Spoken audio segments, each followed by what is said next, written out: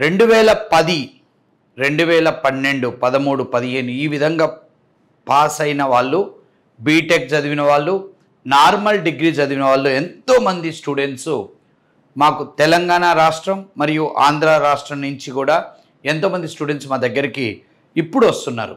2022, 23, 24 నుంచి.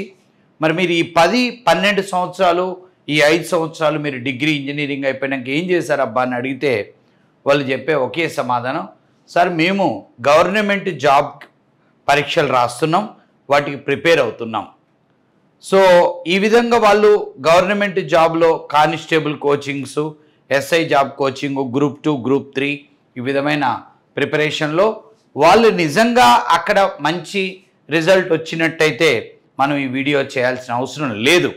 కానీ ఒక మనిషి జీవితంలో ఒక దశాబ్ద కాలం వాళ్ళు ఉద్యోగ ప్రయత్నంలో కష్టపడి విఫలమయ్యారంటే ఆ యొక్క విద్యార్థి యొక్క కాన్ఫిడెన్స్ లెవెల్ ఏ విధంగా ఉంటుందో మీరు అర్థం చేసుకోవచ్చు.